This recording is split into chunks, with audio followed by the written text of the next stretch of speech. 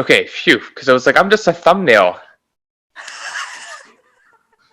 That's a funny beginning, actually. Oh, phew! I'm just a thumbnail. I'm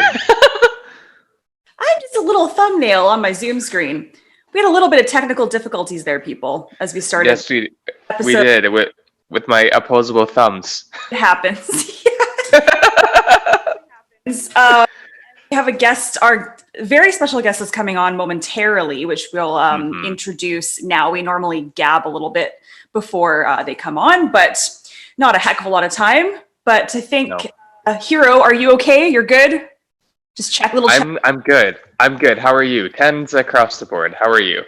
Pretty good. Yeah. You can tell Yeah, a little jump in my step or whatever the heck, however you want to say it, because of my cough. a pep in your bicep. Yeah, yes. Okay. Oh, it's weird. My camera's all reversed now, so I'm like when I put my right arm up, it's like We are getting all totally right. all right. We are okay. Yes, we have a very special guest. His name is Michael Landsberg. And Michael Landsberg, well, first and foremost, I mean, I guess I should have guessed this, but yes, he's Jewish. I have a lot of Jewish guests, though, even though it's called Getting Juicy. Yeah. There's a few things definitely in common with our guest that's coming on the show. Comes from a Jewish background. He's very open about suffering from generalized anxiety disorder or GAD and depression, and someone who is in the spotlight, who has been in the spotlight for most of his life, it seems, in sports, whom we had Brock McGillis on not that long ago. So somebody in Hmm. the sports world to be, it seems like it's a difficult thing to admit, perhaps. Yeah. So he's been very open with his illness. And why I say illness is because he is also the founder of hashtag SickNotWeak, which is not only a movement, but a platform to help and assist those that are, struggling with mental health challenges and to get them the tools or the help that perhaps they need, and just to talk more about this topic and to put it out there. And I mentioned sports briefly, and it's funny because the sports component, because neither Hero and I nor I are very big sports fans necessarily. So for me, that wasn't like a huge draw necessarily, but Canadian sports broadcaster. He's been on TSN for a number of years, I believe. Since its inception in 1983, I believe. Unbelievable. Yeah. I was just reading this here because I think it was one of the longest running shows on TSN, called Off the Record, from 97 That's right. 15, which is a long time. Yes. So he has a very long broadcasting and sports career as a host and as a Canadian journalist. And currently he is the host of First Up. So he's still hosting his shows, and a pretty big icon in sports in Canada specifically, probably more than that, but He is for sure. And what's even more interesting, I got to give a shout out once again to my father, because he was the one. He said, "You got to have Landsberg on the show," and I'm thinking, I got to be honest, I've never heard that name before. He says, "Well, of course you haven't, because you don't watch or participate in any kind of sports, so of course you're not going to know." But he's really, really prolific in mental health. He's Jewish. He's from Vancouver. He's very, very huge in this community. So absolutely. I thought, sure, let's check it out, and boom, there you go. And I'm so happy that Michael was willing to come on the show. I'm so happy. Me too. And I don't know, is he from Vancouver? I'm not completely sure if it's back I east. think my dad said he's from Vancouver. So if not, we can just put the accountability on my dad. So the fact that I even thought that I knew that there was a women's golf professional golf association, even though I called it the LPGA. He listened to Brock's episode yesterday. I told him to listen. He says, "Well, I appreciate the mention, but it's actually the WPGA. But you know what? Close enough." I'm thinking, okay, thanks for the backhanded compliment. You said L to begin? Uh-huh. Yeah, Ladies? yeah. Instead of women's. That's cute. The ladies, yeah, why not? I mean, sure. That's too funny. Yeah, I know. There's so many things I want to ask Michael. And I think that just because we've had a number of conversations about this on our podcast, when it comes to those that have the background of the Jewishness and correlation, it seems a lot of the time with mental health challenges, mental illness, some of the, again, said this a million times, the intergenerational trauma, you know, how perhaps that's affected Michael, or has it affected Michael? Right. So, and we'll know very shortly. Very shortly, because there he is. The man himself. Hey, Michael, how's it going? Not much. What's going on with you? Lots, actually. You know, this is unfortunately a really good time to be in the mental health business. But unfortunately, you know, it's not like I'm going, oh man, I hope this pandemic lasts longer. But, you know, people need to hear, you know, like the talk that I give, and, you know, the whole topic of mental illness is like way bigger than it's ever been. So I'm good. Absolutely. No, it's fantastic. And I got to say, you are perfectly framed in your background. You really thought about your head and where the photos and the arts are and the lights are. I mean, talk about a perfectly framed, you know, photograph. It's beautiful. Oh, you stop. Stop with your stop. You stop. It was just by chance. I mean, let's face it, all of us do so much, like on platforms like Zoom. I just was sort of pitching my services to a law firm to talk about mental health, and they were on Microsoft Teams. Not my favorite platform. Me neither. Yeah. My work does that one too, actually. Yeah. But yeah, no, absolutely. So Michael, nice to meet you, first of all. And pleasure to meet you too. Yeah. Thank you so much for taking the time out of your day to be a part of this very humble podcast that we've only started about 7 months ago. Really appreciate it. My pleasure. Thanks for asking me. Yeah, fellow Canadian, fellow Jew. It's funny because even though we're called Getting Juicy, we don't actually have a heck of a lot of Jewish guests. It's more just was a fun kind of play on words. But I thought you were going to say we don't have a heck of a lot of Jew guests, which I would have had no problem with, because, you know, we're kind of all like that. But, you know, it's like things that you would say to insiders are different than you would say to outsiders. Absolutely. So I'm glad to be here. Ready to go. I wake up ready to go.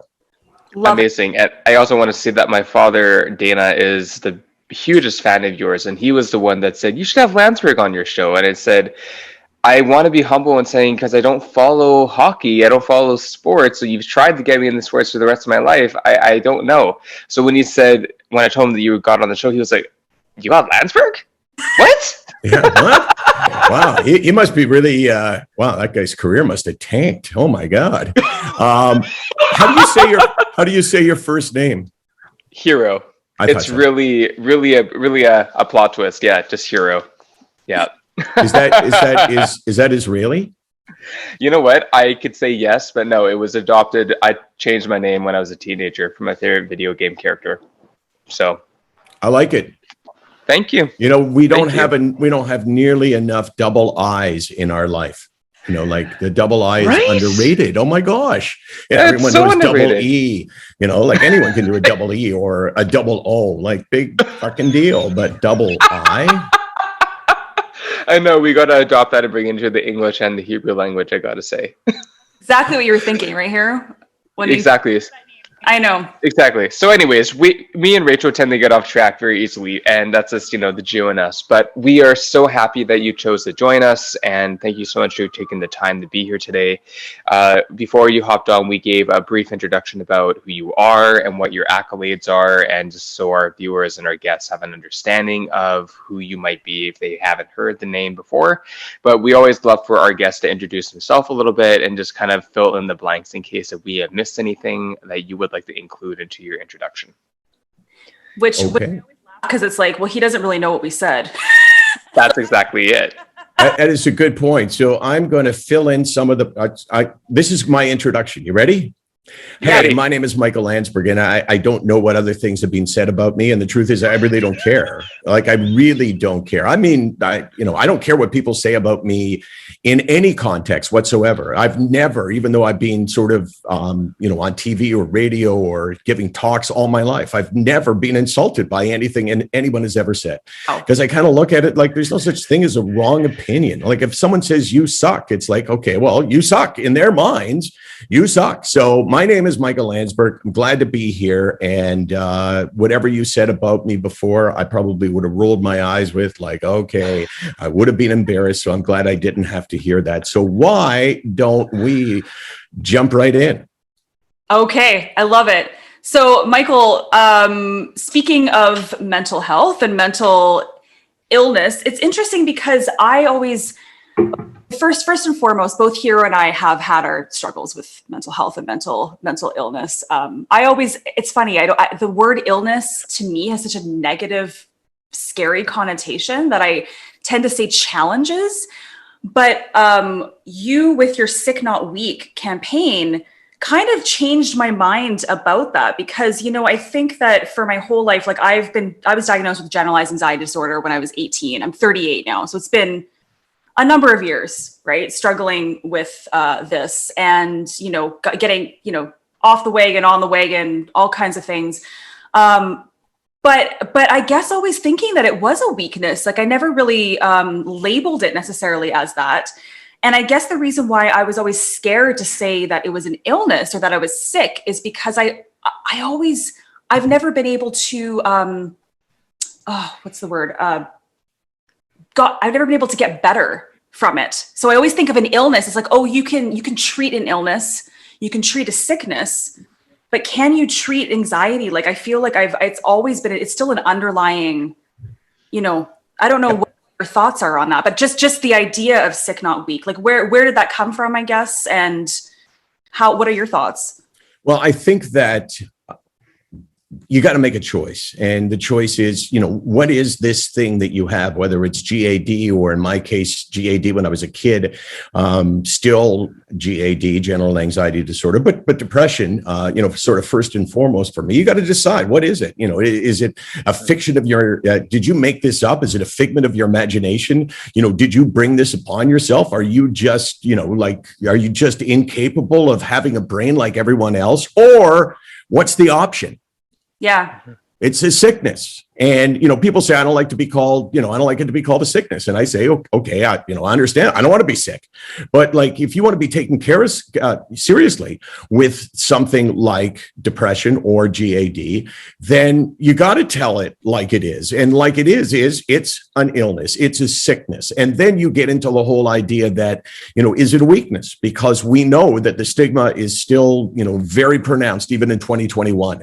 And we know that the stigma, or at least I know the stigma, is based on the perception of weakness, that somehow Rachel, when she was 18, and this is the stigma. This is what people who believe the stigma, buy into it, would say, oh, Rachel, she's 18 and, I guess, life gets hard when you become an adult. And, I guess she just, wasn't able to handle it and she let things get away from her. And, she just needs to be, like a little bit tougher and a little bit tougher on herself. And that is the way people perceive mental illnesses like depression and anxiety. Yeah. And until we accept them as sicknesses, not weaknesses, we'll continue to keep people in the closet, right? No one wants to be seen as being weak. So how do you convince a 45-year-old truck driver that he should go to his doctor and start to address this severe depression that he has had for so many years, where he will admit, if you push him hard enough, that he hates his life? Yeah. How do you convince him to do that? Because no 45-year-old male truck driver, and men are worse about this than women, although women still, I think are affected by it. But no 45-year-old truck driver, male or female, wants to admit to being weak. So if you think that his depression is a weakness, then he's never going to say it. But if you convince him, you got a sickness. You got a sickness just like any other sickness that you can name, then you have a chance for him to get help. Sick, not weak. And that is a way to reduce the shame and the embarrassment that go with mental health battles. Like you, I don't know 100% how I want to refer to it. But that would be a whole other question. Well, I understand. Will you make? Sorry, there's just one little thing. Stop your fighting, the two of you. Oy, it's like, you stop interrupting each other. Continue, Rachel. Yeah, there's an issue with that for sure. Oh gosh, now I almost lost my train of thought. No, I feel like, because you brought up, if it's harder for men to admit those types of things than women, but I think that because especially in a career, as a woman who's always maybe had to fight or crawl her way to the top, as opposed to the man, so to speak, quote unquote. It's interesting because I found for myself, like over the years with work, I have not been able to be honest about my mental health, because not only do I feel like it might be looked at as a weakness, but because I'm a woman as well, it's like, well, really, she can't handle it. So I feel like only until very recently, like I said, I'm 38 now, this many years in my adult working life, only recently have I felt like I've been able to be open to my employers, and they're finally like listening, like, okay, she needs to take this day off because she's sick.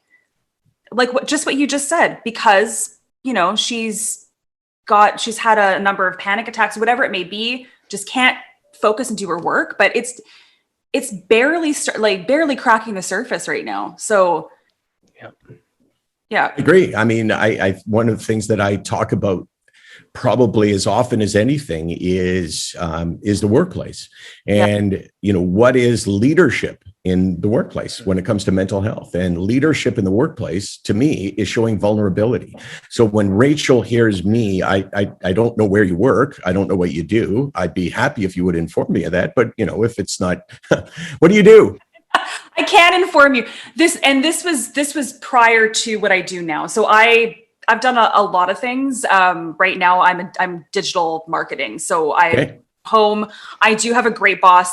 No issues with that. I guess I'm talking about more leading up to what I do now, but especially in more corporate cultures and bigger corporations, not when you work with a small group of people necessarily. So, so anyway, and Hero and I actually are both yoga teachers. Hero is more full-time yoga. I've kind of put it more on the side. I guess. You outgrew it. You got more mature. You realized, what am I doing here as a life? It's not a life for I'm kidding, Hero. So I guess what I'm saying is that the workplace is a really important issue, because for 100 years, whenever sort of like the traditional office like we live in today, or we experienced before the pandemic existed, there's always been the perception, I can't tell my boss, because whether I thought you made the point really well about being a woman and how it complicates your ability to say, hey, I need a day off, or hey, I'm seeing a doctor, or hey, I need to see our human resources because I'm struggling with a mental health battle. So I think the workplace is a hugely important area, because that exists everywhere. It does not matter whether it's at your workplaces in the past. It doesn't matter whether it's me at Bell Media. It doesn't matter whether it's a hockey team or the law firm that I was speaking to an hour ago. Everywhere. Everybody worries that, will I be seen the same way if I share the fact that, I'm on medication, for instance.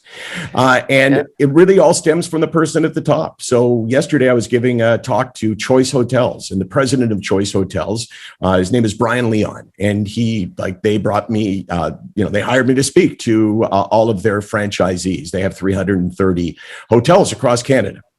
And I said to him, he said, what can we do? I said, I can tell you what you can do. That if you show vulnerability, if you say something about your own experience with mental illness, whether it be yours personally or through somebody that you care about, because we all have stories, right? We all have we've all lost something because of mental illness. If you get in front of your 330 franchisees and you say to them, and I'm just making this up, but this would be a potential story of this. Oh, actually, actually, he did say, he said, I lost a friend to suicide, and he talked a little bit about it. And I said to him, if you really show some vulnerability, if you show people things that they did not expect to hear from you, they are much more likely to tell you something, or their boss something that you don't expect to hear. If you say, I lost a friend to suicide, and this really, really planted ideas in my head that were really destructive. And the pain that I felt from that is not like any other pain that I've experienced. And that's why I want to create an open workplace where you can knock on your boss's door and you can go for help if you need help. It comes from the leader. It starts from the top and works its way down. And if you show vulnerability, if you show some kind of strength about some kind of mental health challenge, then you change people's view of how they see themselves and how they see you. Yeah, it's true. Thank you for go ahead, hero now. Well, no, I mean, everything you're saying is, it does come from the top, in the place in my place of employment right now, though I've chosen to be very casual instead of more full time with him. The owner is an exact example of everything you just said, to keep it concise. And then that trickles down into feeling the ability to be vulnerable in who I am, and to say what my challenges, what my sicknesses are, and to say what I can excel in, what I'm not able to excel in. And simply because of my cognitive behavior and my development, just certain things are not going to align, and some things are best said for other people to be naturally more adept at doing. And I'm going to be more adept at doing these things, right? And instead of being challenged by it, just to be respected and to be like, okay, thanks for knowing yourself well enough to know that that's your thing. Like, that's what you have. And so the more places and environments we can be in where we have that support and recognition, and we can be empowered to excel in what we know we're strong in, professionally and personally, I think the world, not to sound cliche, would be a lot better place. It'd be a lot better, a lot more rounded, a lot more compassionate, instead of judgmental and more discriminatory towards those that can't necessarily change their neurodivergency, right? Yeah, absolutely. And it's interesting when you said diversity. And I was thinking, Michael, because we've talked about this a number of times. I'm kind of switching gears slightly, but a number of times on this podcast, we've talked about intergenerational trauma. And we've talked about, not only is, maybe there was something, in your outside world that assisted to create these mental health challenges. But a lot of the time, it really is genetics too, and brain chemistry, and that's where that's where it does become like what a sickness is. I guess my question is for you, having the Jewish background or heritage, and Hero and I both come from Holocaust survivor grandparents. Was there anything there? And now I'm getting back to kind of you and how you grew up. Was there any of that kind of influenced your mental health challenges, or? I'm not 100% sure, but I do believe that some of it is genetic, predisposition to something like depression or GAD or panic disorder. I think my mom, who passed away a couple of years ago, I think that she always had anxiety. But would never talked about it, right? I don't know if she was ashamed. I think she was more just in denial. Yeah. And as a matter of fact, when I first started talking about my own mental health struggle, which was when I first started talking about it like publicly on TV, I'd never mentioned it, not because I was ashamed, because I wasn't. I just thought, who would care, right? Oh, there's Landsberg. He wants us to like him, so he's telling us this sob story about I have depression. So I just never bothered. And then one day I found out by interviewing somebody who had experienced depression, a hockey player, and I convinced him to talk about it by saying, I'll talk about it too. And we talked very briefly, but we both said, that it had really detracted from our lives and that it had hindered our ability to experience joy, which is a huge thing when it comes to mental illness. That the next day I started getting responses from people, and that's what changed my life. I mean, I have stories from that. One story in particular that is just incredibly powerful. And it's just an example of what happens when you share, sharing begets sharing. Sharing is contagious. The illness is not. So if I go on and, a show like this and I say, hey, battle depression. And, you know, I battle it because, well, first of all, I have no choice. And, you know, there's some things that it does to me that people don't talk about that I think we need to talk about. And one of them is loss of self-esteem. Nobody talks about losing confidence in themselves because everyone wants to be seen as being, you know, really confident. Mm-hmm. So if I share like that and someone hears me share like that, then there's a much better chance that they will choose someone to share with. The lesson is you share with strength. Yeah. You share showing that you're not ashamed and that you don't believe that you're weak. So when my mom, I mean, she was just a chronic worrier. Yeah. And when I did a documentary, I guess this would have been like, I don't know, 10 years ago now for CTV called Darkness and Hope. Yes. And we shot it.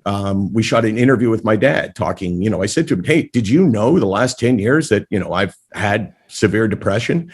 And, you know, when we were done, I said to him, not with my mom around, I said, you know, do you think mom probably, you know, maybe could have had an easier life if she would have, you know, maybe addressed her anxiety? And my dad said, what are you talking about? Huh. I said, well, you know how she would always worry. I mean, worry is part of life. You know, love means worry, right? You know, you love someone, you're going to worry about that. But there's also, there's a line. When you cross the line, that's normal. That's not normal parenting when you get to a certain part. And my dad just, you know, and my dad's a smart guy. My dad was an orthodontist, right? And which doesn't mean that he's a smart guy, but it means that, you know, he understands this kind of thing. And he said, no. So I think I did. My brother, who's 4 years older than me, definitely inherited, if it is inherited, panic disorder and GAD, and it led him to addiction. And if he's a doctor, he's a kidney doctor, a nephrologist, but he was an addicted nephrologist, and he only ended up living because he met the right psychiatrist who treated him for his underlying mental illness as opposed to his addiction. Because if you tell an addict who's self-medicating to stop drinking and they stop drinking, they still need some kind of medication. So I do see a genetic link for sure. I think my brother and I both probably inherited it from our mom, and my son certainly inherited it from me because my son, you know, has had anxiety since he was 5. Yeah. But you make a lot of sense though, right? Because as Rachel was talking about the intergenerational component, I mean, my mom has lots of anxiety and depression for sure. My grandmother being a Holocaust child survivor from Lithuania, you know, major anxiety, PTSD. And we actually did an episode more recently with the author of her memoirs, Keith Morgan. So that's also, he was talking about how a lot of these child Holocaust survivors, especially from Lithuania, have had these really big predispositions to mental health, right? And so when you look at our generation now, I mean, like as Rachel was saying, she's 38, I'm 29. I can think about the things that I've had to face and looking at my ancestors and seeing how that's been passed down to me. Some things are onset, some things are, you know, hereditary. And it's really interesting how we now show up in life and how we learn to navigate that language and how we educate ourselves, but then how do we educate others to understand what we are dealing with so they can help educate the people that they encounter after they meet us, right? We have the responsibility, we have an advocacy that we are responsible for if we want to help others understand how to prevent the discrimination and the ignorance that comes to mental health and learning disabilities, which is what I have. I have nonverbal learning disability. And sorry if there's, I don't know if you're hearing, I don't know if you're hearing voices. That does not mean that you've all of a sudden become psychotic. Those voices are actually in my house. I'm sorry, but there's some renovation going on. So that's okay. You'll have to take me with the voices in the background. That's fantastic. If we love candid, authentic, real conversations. This is exactly what that is. So don't worry about that. It is for sure. Now, you know, if by you know, as an example, if you start hearing the Lord speak to you throughout this, that is not the work people in my house. Just so you know. Okay. I don't know what God looks like, but it doesn't look like that. Okay. Fair enough. Thank you for the disclaimer. That's good. I love that. I love that. Hero, though, I think that really, though, yes, okay, there's a lot of genetic component to it, but no one's really addressed it the way that we're addressing it now when it comes to the different generations. Like, you know, Michael, you were saying with your generation, and even with your generation, Michael, like it's only just starting now. So with your son's generation, hopefully, or with my generation, like we're not hiding in the shadows anymore. So yes, there is a genetic component maybe will always be there. But the hope is that with these being able to address these things, that it's not going to, okay, yes, maybe you're going to pass it on, so to speak, to your child, but at least they'll have the tools at a young age to know what this is. Because when I was 18, like I said, and I was basically bedridden for a week with derealization, depersonalization, panic, all this kind of shit, I literally thought I was dying. Nobody at that time, even though I'm young still, at that time, no one knew how to address it or how to, it just wasn't a thing. And it wasn't in the school system or anything like that. So it took a little bit for me to get a diagnosis, so to speak. First doctor told me I had an inner ear infection. What the fuck? Like, I mean, anyway. Did you happen to be at an ear, nose, and throat specialist? Because chances are, whatever doctor you go to will diagnose your problem as being in their area. You know, if you'd been at a cardiologist, I think you got a heart problem. You know, I'm kidding, of course, but sort of kidding. But I think that there's a huge issue that you just talked about, and that is, first of all, the inability sometimes for us to understand that we actually do have a problem. And one of the things that reactions that I try to get when I give a talk is I want someone in the audience, and if the audience is big enough, there'll be someone who goes, wow, I think he's talking about me. You know, I know I've always thought, you know, maybe I'm a little bit off, but now he's talking about what depression and anxiety feels like. And I think he's talking about me because typically mental illness hits us gently at the beginning. And it's the accumulation of these gentle changes that add up to something that you're way more aware of. Like for me, it was 6 months of going through this slide into a depression hole until I realized, well, you know, I've changed. You know, I'm not the same person that I was, and I want to be that person. And that's when I went for help for the first time. But people don't necessarily know because there's no visible sign. I mean, let's face it. If you got a rash with depression, then everybody would know they have depression. Or, you know, if you had a growth out of your brain and, oh, that's a depression growth, you know, I know how to, you know, I got to treat that. But there's no visible sign and there's no proof. There's no MRI. There's no CT scan. There's no X-ray. There's no biopsy. There's no blood test. So that really complicates things. And that's where the weakness idea comes from. People think, okay, well, maybe I'm making this up. Like you would never say that with a tumor on your arm. You would never say, maybe I'm making this up. But because you can't see your illness or prove your illness, there is always the possibility in your head until you learn to have the confidence that it's not, you know, your weakness, that it is. So, you know, I think that, Rachel, your position when you were 18 is not atypical at all. You know, first of all, recognition for yourself, you know, for your own illness, because you didn't know what you thought you were dying. And that's a pretty common thing to hear people say when they talk about panic attacks, for instance. You know, oh my God, I thought I was dying. Yeah. So I get that. Yeah. Hero, I was like, I don't want to interrupt you again, Hero.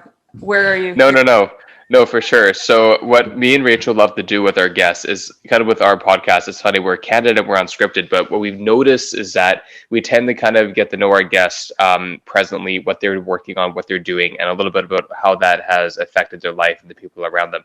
But we also love getting to know our guests and so-called pulling the mask off of who they are and what people know them to be or what they know them to be known for. So if you're open to talking about anything, I mean, we'd love to know more about like upbringing, your childhood, like going just back to day one. Yeah, like what was day one like as far as you can recall to now in terms of relating to your mental health, relating to your lifestyle, family, schooling, location, like things like that help define who you are today. Like how did everything start? Well, I think for me, you know, mental health or mental illness. I never know, like, as Rachel mentioned, like, what are we talking about? I mean, you can't just talk about mental health, because if there was no mental illness, why would you be talking about mental health? It's only an issue because there's mental illness. So for me, mental illness dates back as far as my memory will go. I can remember challenges with anxiety. And as I got older, I think I became better at wearing the mask that you're talking about. So no one really ever asked me, are you okay? Yet there were times when I was just panicked. I mean, there were these fears that I had. One of them was something called emetophobia, which is fear of throwing up. Fear of being around someone who throws up, fear of I was so afraid of being around someone who was going to throw up that I wouldn't take a bus to camp. I remember, I wouldn't go to camp, and, everything in my life was kind of driven by, am I going to have to experience that fear?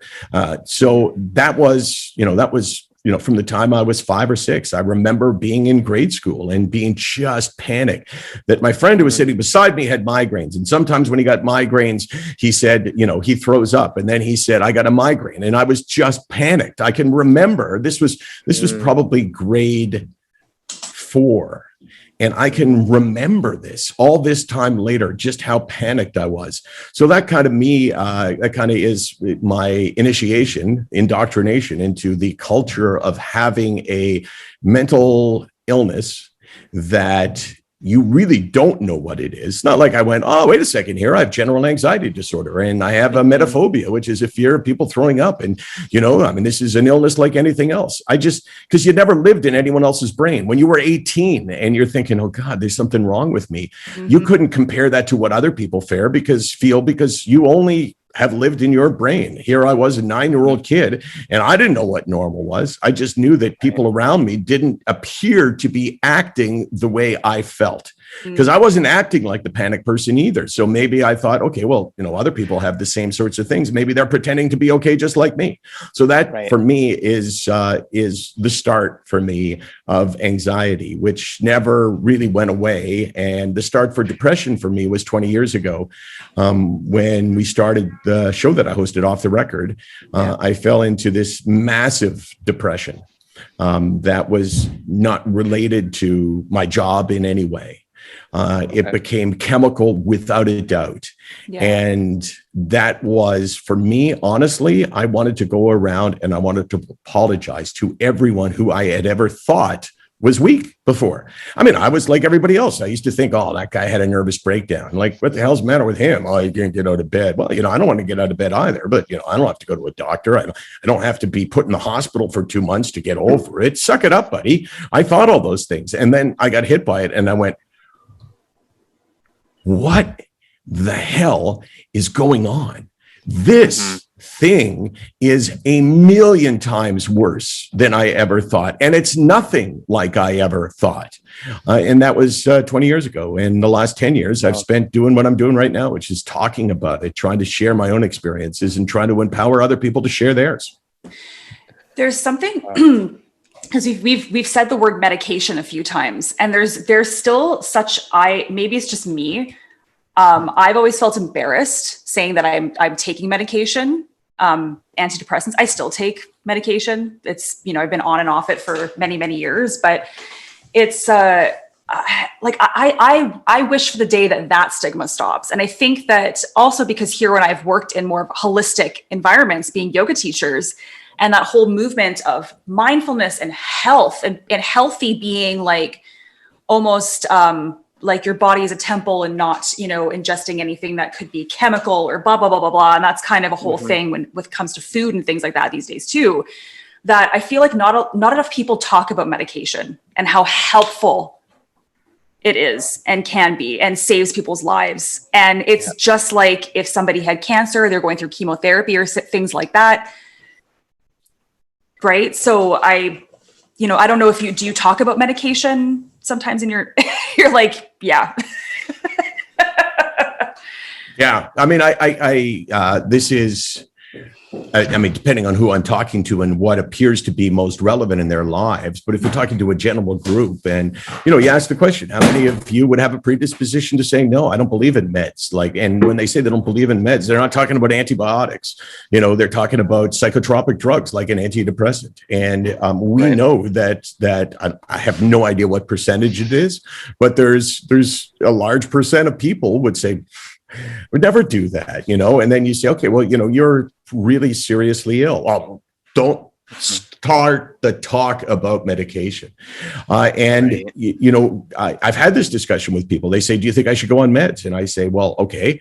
You don't want to go on meds, obviously, because that's why you're asking me. Have you done the other things that perhaps could help you without going on meds? I'm not ever going to say to someone, you should go on medication, but you should go on and do anything that you need to get better, because if you're really sick, you're not alive. You're just, the walking dead. And my point with medication is that, go ahead and try CBT and, go to a psychotherapist and, try to, go to, I was going to think of, a health doctor. Well, all doctors, I guess, are health doctors, but, someone who may prescribe you supplements or someone who may have, alternative treatments. Go with that for sure. Do everything. But eventually, if nothing works, then you got to consider medication. And I say, look, I understand your fear because medication is not easy. No. And medication, I don't want to be on meds. I'm on meds. I'm on more than one medication. I dislike my medication, but now this is the key part. I dislike my medication, but I despise the illness. So I have a choice now. I despise the illness and I dislike medication. What am I going to do? Well, you know what? You learn to love the thing that you hate the least. And I really dislike medication, but I dislike it less than I hate the illness. And if you're sick enough, you got to say, hey, I'll do anything to get better, because nothing is as bad as where I am right now. And, some people will deprive themselves of it and never go on medication and will suffer all their lives. And that, that's tragic, but that's the bias that they have somehow been indoctrinated into in this world that we live in, where, meds, come on, it's going to, like a guy, I remember talking to him last week. He said, I'm really afraid of medication. I said, you should be, right? You should respect it. This is, it's a big deal, but your illness is a big deal. And he said, yeah, but I'm really worried it's going to change me. And I said these words, well, how are you doing right now? Terrible. So sounds to me like maybe a change would be okay. I would be more afraid not to change than I would be to change. And medication does change you. It numbs you. I can't feel that same euphoric feeling that I would have been able to had I not been on medication and had I been mentally healthy. But I also can't feel the pain of depression. So I live my life in a more narrow range. Instead of being 0 to 10, 0 being the way I felt last time I was off meds, and 10 being like this unbelievable euphoria. Now I live like this, where I'm I can't feel really bad, but I can't feel really good either. And that's a price that I'm willing to pay. Yes. Yeah. No, thank you for that. Because again, just using that word weak or weakness, it's always, I think a lot of people, their first reaction is, well, taking medication just means I'm weak or have given up or all those kinds of things. And I just look forward to the day where that's not something that people think right away, and you made a really good point. I mean, I personally started, can you see me, by the way? Because Hero, are you frozen? On my screen, I'm moving right now. Frozen, but I'm moving right now. I can quickly try turning my Wi-Fi on or off, but I don't want that to interrupt the conversation. Now you're okay, but you were but Hero was frozen. It was a nice frozen though. It was kind of like this. As long as I'm okay. As long as I'm okay, because both of you are frozen, but your audio is perfect. Oh, okay. Well, I can see everyone fine. It's all good. Okay, fantastic. I'll just look at your thumbnail is frozen. It's a very nice moment. So please continue. Okay. Yes. No, and just again, we like to kind of switch gears quite quickly, it seems. I always want to get in as much as I can because there's a lot of things I wanted to ask you. But we actually recently had Brock McGillis on the show. All right, I don't know if, are you familiar with Brock McGillis? Tell me who Brock McGillis is, and then if I'm not familiar with him, I'll pretend like I am. No. One sec. Brock McGillis. Oh, okay. Yeah. Okay, you're really good. You're good. I am. I'm full of shit, right? So, I like to think that, and this is going to sound really weird, but I actually am boasting, and I don't boast very often, but I am the best bullshitter you're ever going to meet. Because I have spent my life learning how to ad lib, how to talk off the cuff. And when you do, you never have all the information. So someone tells you, oh, the Leafs played last night, and here's the details about the hockey game, and you watch the highlights. So you've watched only 60 seconds of it. But the job, if you can do this, calls for you to act like you saw the game, right? So you've taken the 60 seconds, filled in the gaps in between. So yeah, I am full of shit. But what were you going to say? Who's Brock McGillis? Brock McGillis was one of the first pro hockey players. I know he didn't play in the NHL specifically, but one of the first male pro hockey players, maybe sports person. Can you say that? Players to come out as gay. And he talks a lot about mental health and specifically homophobia in sports, specifically in hockey. And he's got his own kind of movement. When did he come out? When was that? Like maybe it was 10 years ago, Hero? Excuse me. At the very most, yes. Yeah. So he talks a lot about, obviously like maybe the lack of the LGBTQ community or acceptance in sports, and specifically in male dominated sports. But he also talks a lot about mental health, because he also himself struggles with depression and anxiety. Mm-hmm. I guess what I'm trying to get at is in a roundabout way, specifically, you being a broadcaster and talking a lot about sports, do you find that the kind of like the tough, male dominated sports, is that still quite a difficult world to crack in exposing mental health, or that people are in that realm, or is that still a tough thing to kind of get through to those people in the sports, that it's okay to talk about it? Because then it's like, I mean, that is a real thing about outward strength, right? So, I mean, I don't know if that's kind of a thing that you found is that even a question? Well, I was just waiting for you to shut up so I could answer your question, which I thought you expressed it really well. And it's like, wow, good question. Well done. And then blah, blah, blah, blah, blah. So, to just cut off the last 15 seconds. Okay. And my answer is, sports is a great metaphor for the world. Sports life, the locker room, for instance, in a professional sport, whether it be hockey, which we all obviously know probably the most about, the locker room is not dissimilar to a law firm, is not dissimilar to a television station, is not dissimilar to any workplace that you can think about. But everything is magnified. First of all, it's all men.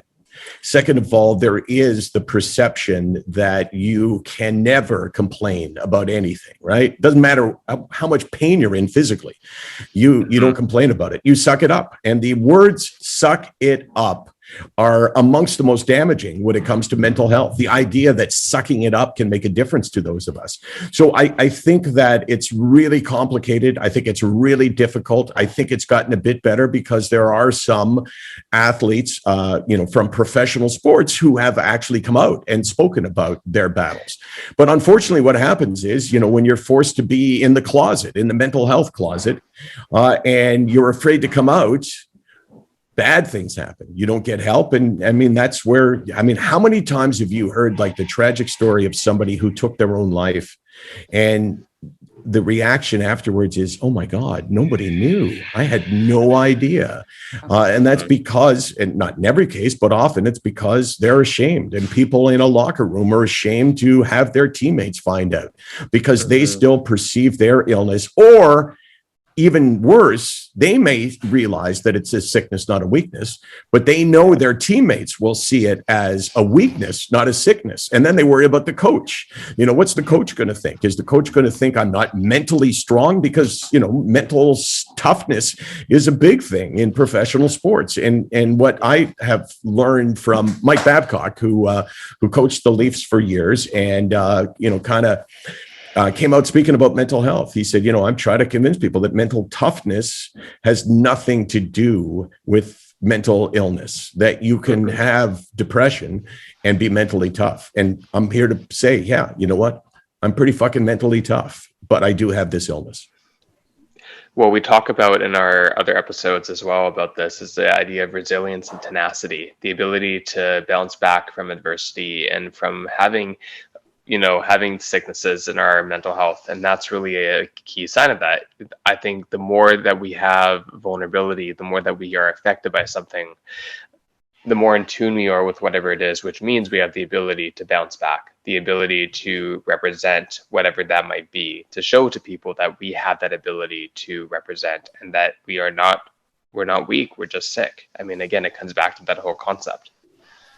I mean, obviously, I agree. And one of the things that this isn't exactly what you were talking about, but one of the things I'm really wary of is, when I give a talk and they'll say, oh, you've had debilitating depression. And I say, yeah. And I say, hey, I've had, a year on end where every moment was misery. And they'll say, did you miss work?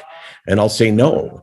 And because I didn't, right? And then there's immediately this fear that I have that someone will think, well, that's the standard, that you can have severe depression and go to work every day and host a television show every day. And I say, look, because I did that, my circumstances maybe are different than yours. Or maybe I thought that I couldn't afford to stay home because of the nature of the job that I had, that, eventually they give the show to somebody else, or maybe I just felt like I had no choice. Yeah. Maybe if you would have given me a choice, I would have stayed home. But I don't want people to think, well, that's the standard. Hey, I heard this guy speaking about mental illness and I can tell you what it feels like, right? I'm going to tell you right now, 4 things. We all experience them. I'm going to see if I can do it in one breath. Number one, we all lose the ability to experience joy. It doesn't matter that good things are happening to us or not happening. It does not matter. The point is you cannot feel joy. And that is universal when it comes to mental illness. We all go through the same thing. Number two, we all lose self-esteem. All of us. Number three, we all feel this sense of loneliness, this sense of, God, I'm the only one. No one can understand me. And number four, we all feel this sense of hopelessness, that I'm the only one that is never going to be helped, that I am destined to live my life like this. And that becomes devastating. But those 4 things for people with depression, every single one will tell you, yes, I have lost, when I'm depressed, the ability to experience joy. So those things are all across the board, but we all have different lives, right? So while we may have those 4 things in common, they manifest themselves differently. We have different responsibilities. We have different backgrounds. So, there is no one standard, which is, like Landsberg didn't miss work. So is he saying that if I miss work, that I'm weak? No, at all. Mm-hmm. Yes. Well, that's another thing that we talk about even with our grandparents, or that maybe we took their generational trauma, PTSD from the Holocaust, for example, and that's now in our DNA. But we also took their resilience and their strength and all those things. So you have to, hopefully you can focus on those parts rather than all the gunk maybe you got as well. Yeah, for sure. I'm fascinated by, I wish I was doing this interview, because I would ask you about your experiences through your grandparents with the Holocaust. Because I won't say I'm obsessed with it, but I'm fascinated by, and I study World War II every day for no reason. It's not like I'm going to end up, teaching a class. It's not like I'm going to write a book. I find myself drawn to it in a way that I've never been drawn to anything like that subject. It's in your DNA. It's in your DNA, for sure. And you know what? Feel welcome to have us if you want. We're happy to share. Me and Rachel are open books. So how do you guys know each other? Go ahead, Hero. Well, basically, it started with me being a so-called in the teaching industry, I guess a studio hopper is the best way I can say it in short, where, you know, we're grabbing cash bags and getting into as many studios as we can get to just get a class and get some showtime. And so in North Van and West Van, there was a few studios that were kind of in a circuit, I guess you could say. And Rachel was a studio owner, and she had seen me on social media and referred by one of her teachers, and she had newly opened her business. Me being the opportunist I was, reached out to her, and we started chatting, both identifying that we were both Jewish and both having mental health challenges or have sicknesses. And it led us to meeting. Actually, she picked me up from a studio that I was having an interview at, and she picked me up, like, split custody, and we went for a drink at Beautiful in North Van. And we just started chatting and shooting the shit. And it was like we've known each other forever, to the point where, being as ignorant as I was and being a flaming homosexual, when she said she was feeling hot and sweaty, I thought she was having a hot flash. Thanks, Mom.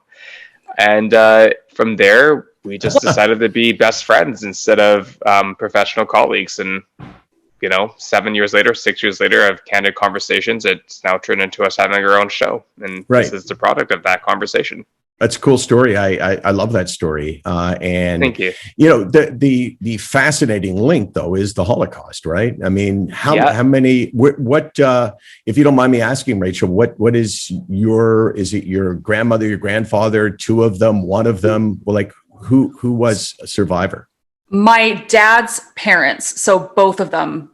Poland, go figure. So, like, probably one of the worst places to be. Not a good one. Not a good one. Not a good one.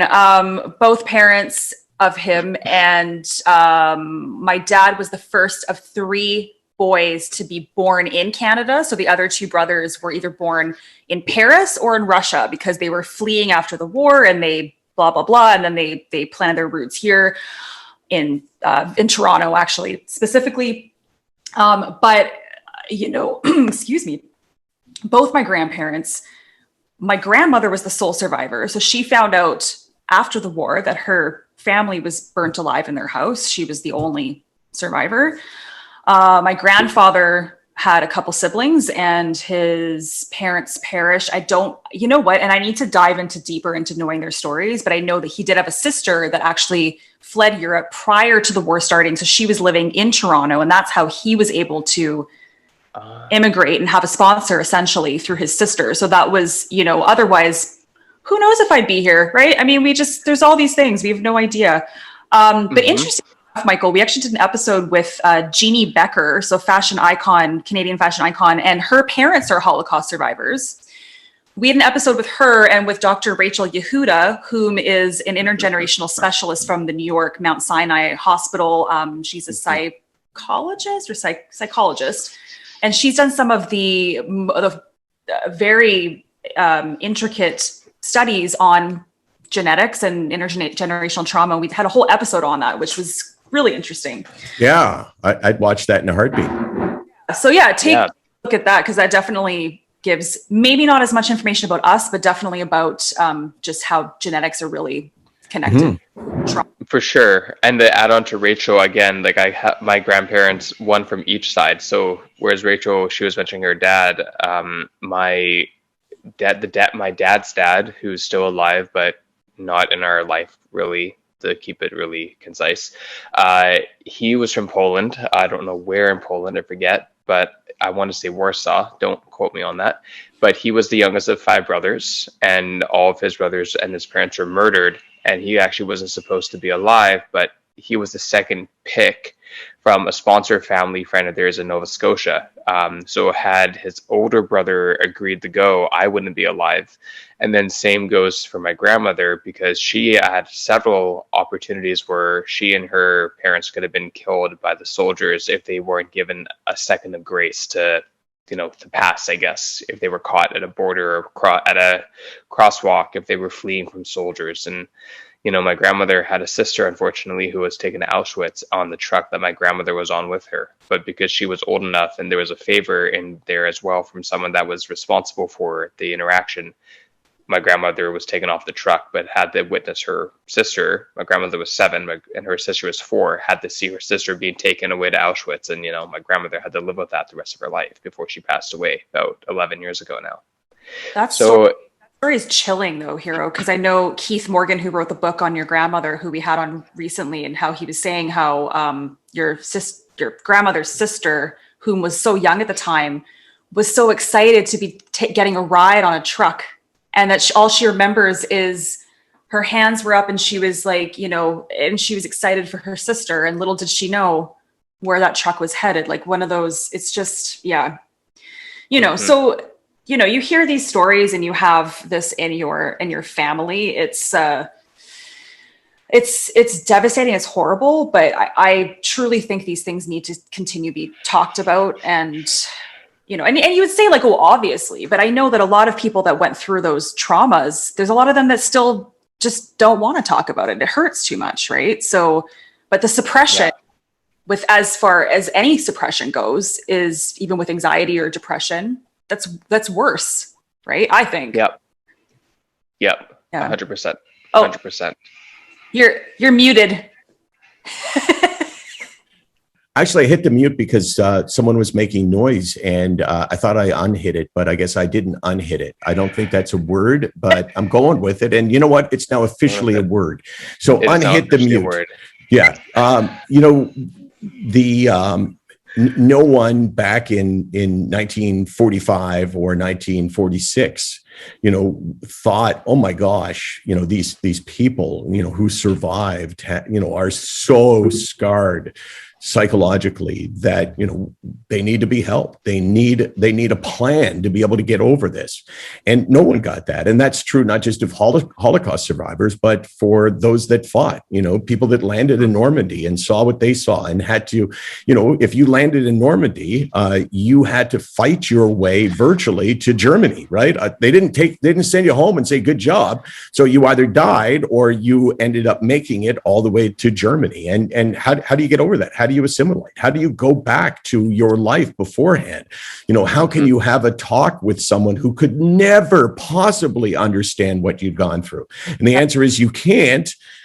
Therefore, you bury it. And that has deprived a lot of people, who survived to the point where, some of them didn't really survive. Yeah, absolutely. And there's so much, my grandfather, before he passed away, there's the Shoah Foundation, if you heard of that, Steven Spielberg. Yeah. So he was, picked as one of those that they went to this is probably 20 years ago now. They went to his home in Toronto, and they, have him talking about his accounts of what he went through, but it's all in Yiddish. And so I haven't been able to, finally, I'm taking it upon myself from my father. Nobody's translated yet. I'm going to be the first to do that. So it needs to happen. Yeah. Agreed. Yeah. So as we come to the end of our talk with you, Michael, I know it's been such a pleasure. Where are you right now, by the way, in the world? I'm at my dining room table, where I'm in Toronto. Okay. It's funny how you just assume people live where you live. And when you were talking about Vancouver, I'm thinking, okay, well, I guess you guys both moved here. And then it's like, well, wait a second here. Maybe they live in Vancouver. Oh my gosh. Imagine the possibilities. People actually live someplace else. But it's not a Toronto thing. It's just it's just the way our brain works. And so I'm at my dining room table. I do a show from here. Or my kitchen table every day. And I give mental health talks from this position every day to different, I speak to businesses. Like yesterday, I spoke to Unifor, which is the largest union in Canada. So I didn't speak to the whole union. I spoke to some supervisors on mental health. And then after that, I spoke to a group called Choice Hotels Canada. So they have 330 hotels across Canada. And they thought that their people needed to have a bit of a mental health pep talk or awareness talk. So I did that. So I do that, from where I am right now. And it's actually amazing, right? Especially in that area. I never have to say no to anything, right? Because you don't have to figure out, well, how am I going to get to Vancouver and give a talk and then get back in time to do my other job the next day?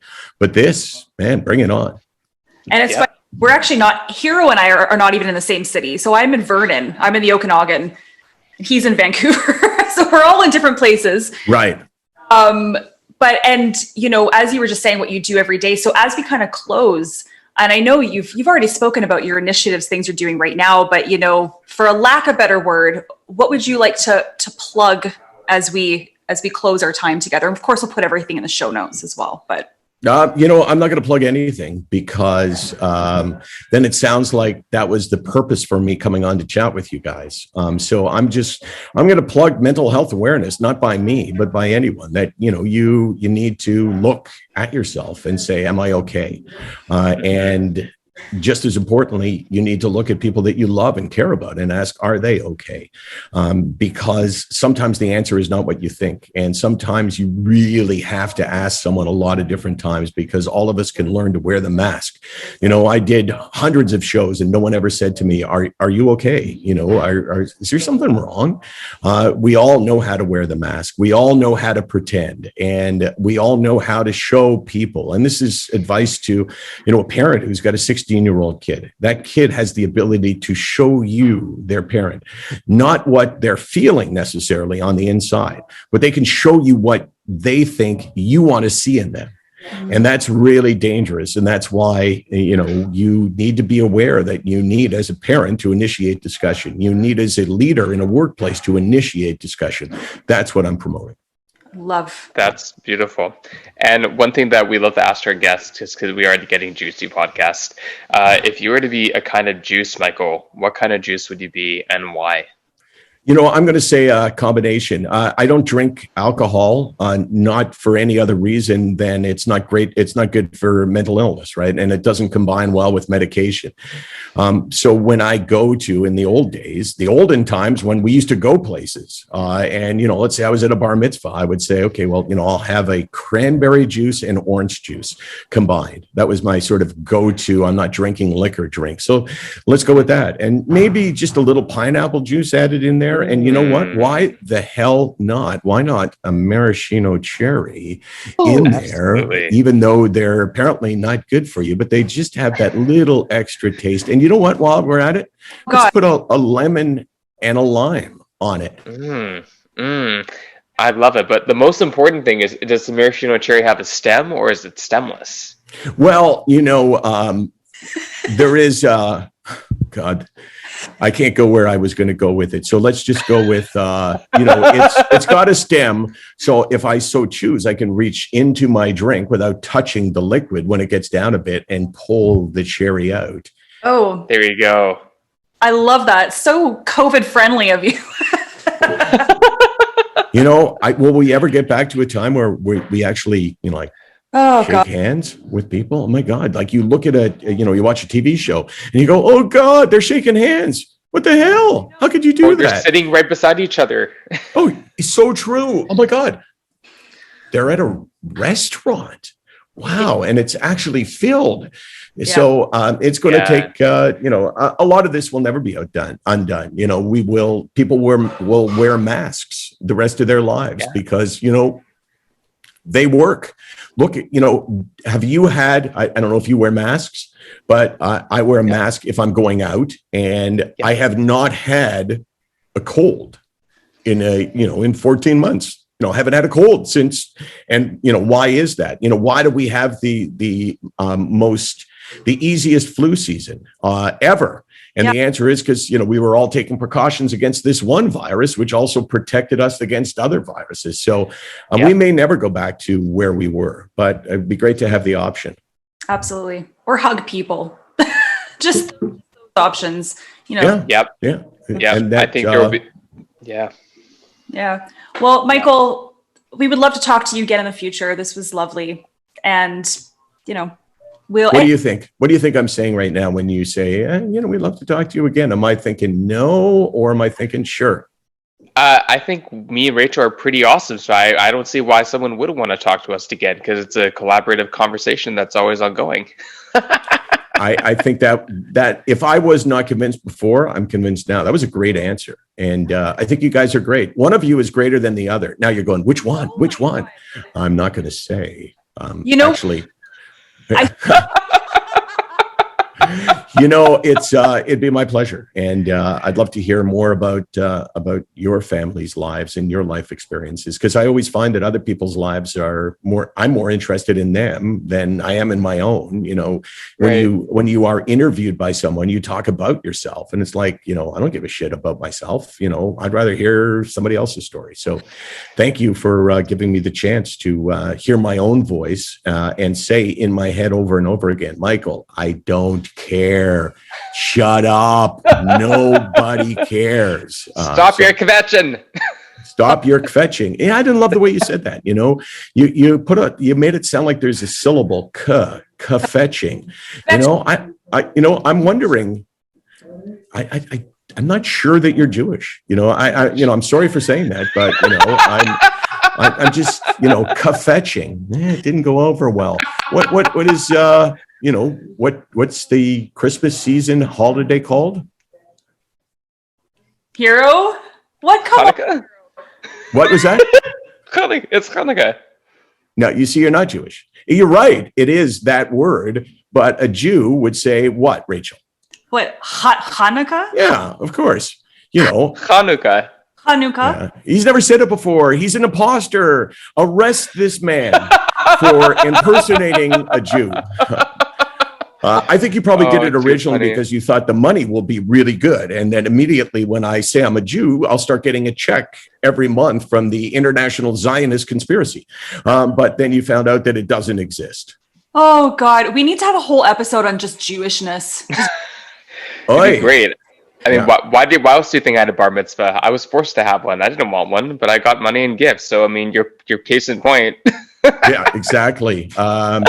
Just be aware. Be very aware of the fact that we Jews, we don't say challah. We say challah. Challah. Yeah, of course. Yeah. You know that fish that starts off as a salmon and then it gets smoked and we put it on top of a bagel with cream cheese? You know what I'm talking about? Yeah, lox. Say it again. Oh. Lox. Close enough. It's but non-Jewish people will say lox, right? Because that's how it's spelled, and that's the giveaway, right? So right. Busted. You have to educate me. You have to teach me your ways, Michael Landsberg. Teach me your ways. I can do that. I'm up for the challenge, and I think you'd be a really quick learner. I think you would understand that challah and Hanukkah, and then there's a Hebrew sound that you make in your throat that you got to work on this, right? It doesn't just come, but recently there was a festival, and that festival with Haman and Queen Esther. What's the name of that festival? Simchat Torah? No, that's not it at all. Rachel?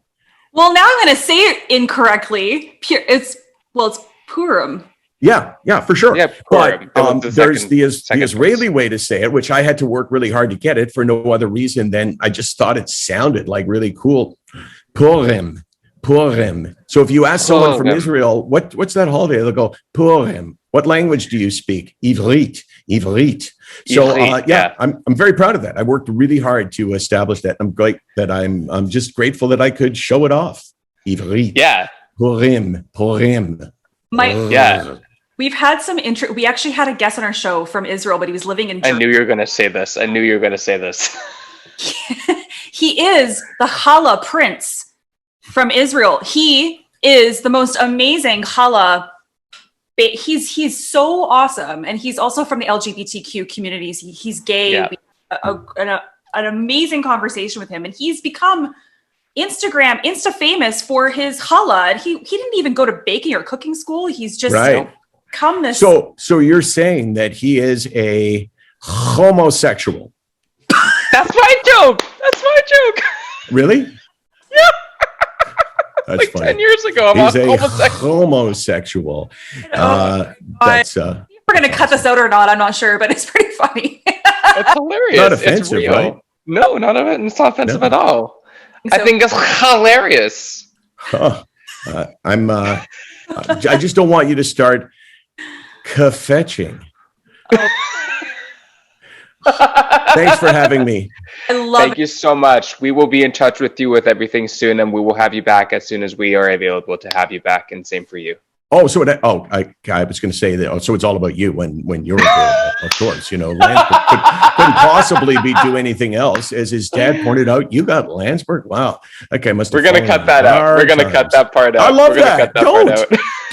Do not cut that out. It's funny as hell.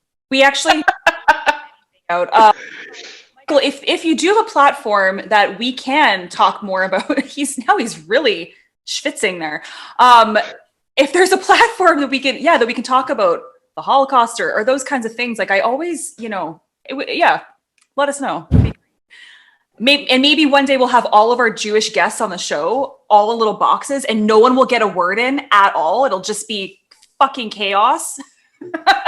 You're sorry to everybody else, but I'd get a word in. You know, that's all I know how to do is talk. So, yeah, right? We can call it the juicy shul.